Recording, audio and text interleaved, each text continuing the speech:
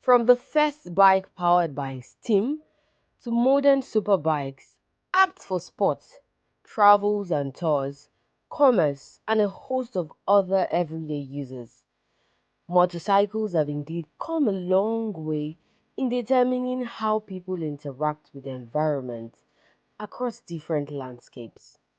But how did we get here? And what happened within a century that completely changed the mode of transportation for millions, if not billions of people? That's precisely what this episode of the History of Everyday Utilities seeks to unveil.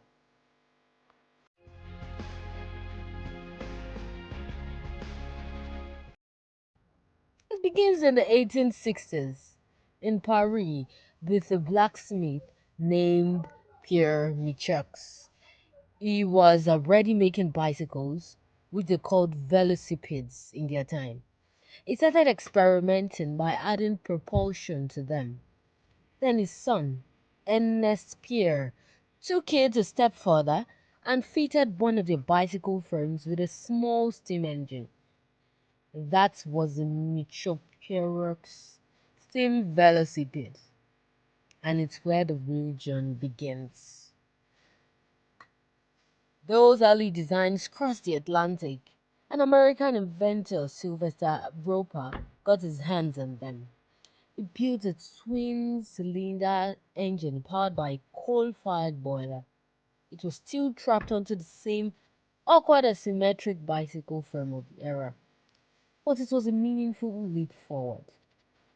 Then, in 1881, another American, Lucius Copeland, shrank the steam boiler down enough to attach it to the popular American Star bicycle and hit speeds of about 12 mph. The machine was barely rideable at that speed, and the balance was a disaster, but the direction was clear.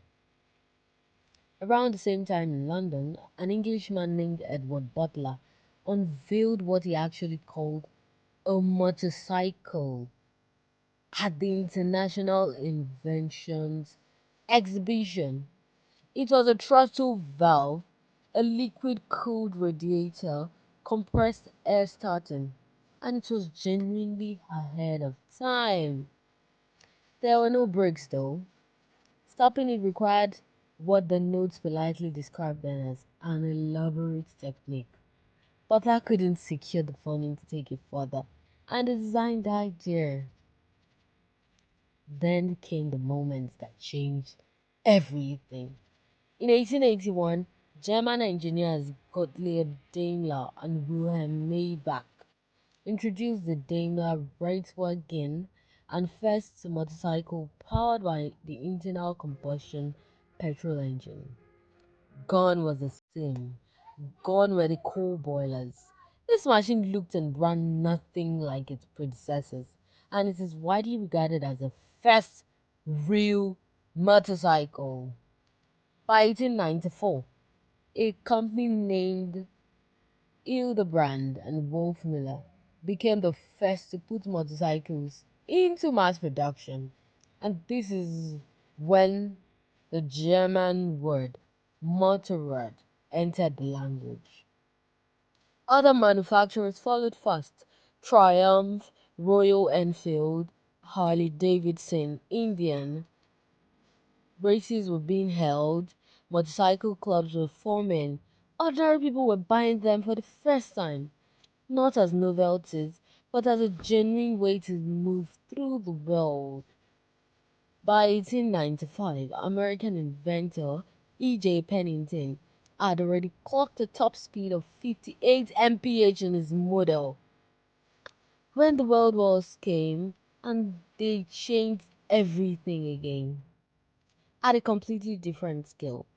Armies had long relied on horses and mounted messengers. The motorcycle replaced them almost entirely. Harley-Davidson dedicated half of all wartime production to military contracts. Triumph sold over 30,000 bikes to Allied forces in World War One alone. These were no longer hobbyist machines or engineering experiments. They were keeping armies alive, moving supplies, carrying intelligence across front lines under fire. The motorcycle had become critical infrastructure. What followed now was inevitable.